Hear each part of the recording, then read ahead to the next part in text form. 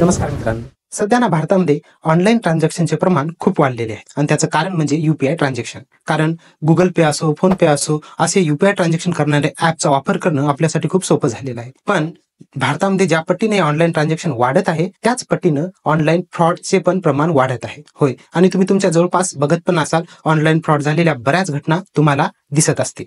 पण त्याचं मुख्य कारण आहे स्पॅम कॉल. प्रत्येकाला स्पॅम कॉल येत असतात. कधी जाहिरातीसाठी येतात, तर कधी आपली पर्सनल माहिती घेण्यासाठी येतात. कारण हॅकर्सना ना आपली काही ना काही पर्सनल माहिती असल्याशिवाय ते आपल्याला हॅक करू शकत नाहीत. तर कॉल करून बँकेकडून बोलायलो किंवा तुमचं खाजगी लोन संबंधी कशाही संबंधी त्या डिपार्टमेंटचे माणसं बोलायलो म्हणून ते कॉल करतात आणि तुमची काही पर्सनल माहिती OTP वगैरे घेऊन ते तुमच्यासोबत फ्रॉड करू शकतात आणि अशा बऱ्याच घटना घडत आहेत. तर या अशा स्पॅम कॉल पासून वाचण्यासाठी काही उपाय आपण या व्हिडिओमध्ये आज जाणून घेणार आहोत. तर खूप महत्त्वाची माहिती आज तुम्हाला या व्हिडिओमध्ये मिळणार आहे, ते तुम्ही पूर्ण बघा. तसेच तुमच्या मित्रांना पण शेअर करा. तर चला मग बघू या स्पॅम कॉलना थांबवण्यासाठी तुम्ही तुमच्या फोनवरून काय काय उपाययोजना करू शकता. चला व्हिडिओला सुरुवात करू.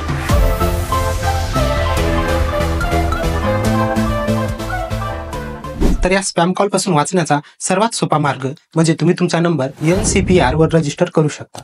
NCPR म्हणजेच नॅशनल कस्टमर प्रेफरन्स रजिस्टर.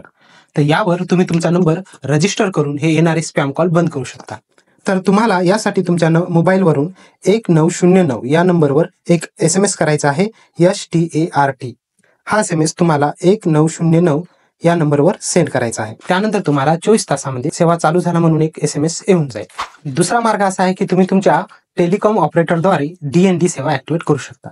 तर त्यासाठी आता तुमचं कोण्या कंपनीचं सिम आहे हे तुम्हाला बघावे लागणार आणि तुमचं ज्या कंपनीचं सिम आहे त्यानुसार तुम्हाला ही DND सेवा ऍक्टिव्हेट करावी लागणार आहे. तुमच्याकडे जर जिओ सिम असेल तर माय जिओ हे ऍप वापरा. या ऍपमध्ये सेटिंगमध्ये जावा आणि त्यानंतर सर्व्हिस सेटिंग यामध्ये जा आणि डू नॉट डिस्टर्ब या ऑप्शनला ऍक्टिव्ह करा. जर एअरटेल सिम असेल तर तुम्ही या वेबसाईटवर या आणि नंतर येथे तुमचा मोबाईल नंबर आणि त्यानंतर आलेला OTP टाकून तुम्ही DND मध्ये रजिस्टर करू शकता.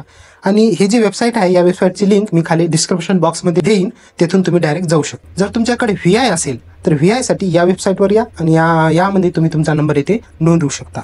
या सगळ्या वेबसाईटच्या लिंक मी खाली डिस्क्रिप्शन बॉक्समध्ये देईन, तेथून तुम्ही डायरेक्ट या वेबसाईटवर जाऊ शकता. जर तुमच्याकडे BSNLचं सिम असेल तर तुम्ही 1909 यावर डायरेक्ट START असा SMS पाठवू शकता. तिसरी पद्धत जर बघितली तर तुम्ही मॅन्युअली स्पॅम कॉल ब्लॉक करू शकता. ही सेटिंग प्रत्येक अँड्रॉइड फोनमध्ये असते. त्यासाठी तुम्ही तुमच्या कॉल हिस्ट्रीमध्ये जा आणि तिथे जे काही तुम्हाला स्पॅम नंबरचा कॉल आलेला असेल त्या नंबरला सिलेक्ट करून ब्लॉक किंवा रिपोर्ट या ऑप्शनवर क्लिक करा, म्हणजे तो नंबर ब्लॉक होऊन जाईल. पण ही पद्धत तेवढी कारगिल नाही ठरत, कारण स्पॅम कॉल करणारे वेगवेगळ्या नवीन नंबरवरून कॉल करत असतात आणि आपण यावरून कोणताही त्याचा एक नंबर ब्लॉक करू शकतो. चौथी पद्धत म्हणजे तुम्ही अनोळखी कॉल फिल्टर करू शकता.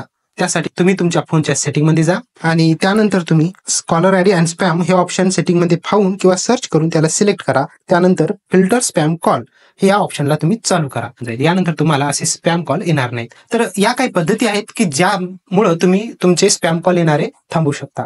यातील कोणतीही सेवा सुरू करताना व्यवस्थित माहिती घ्या आणि नंतरच ऍक्टिव्हेट करा आणि तुमचे महत्त्वाचे कॉल चुकणार नाहीत याची पण काळजी घ्या. तर या स्पॅम कॉल बद्दल माहितीचा व्हिडिओ तुम्हाला कसा वाटला हे कॉमेंट करून नक्की कळवा. तसेच हा व्हिडिओ आवडला असेल तर या व्हिडिओला लाईक करा आणि अजूनही तुम्ही सबस्क्राईब जर केलं नसेल तर चॅनलला सबस्क्राईब करा. तर भेटूत अशाच एका नवीन माहिती सोबत पुढच्या व्हिडिओमध्ये.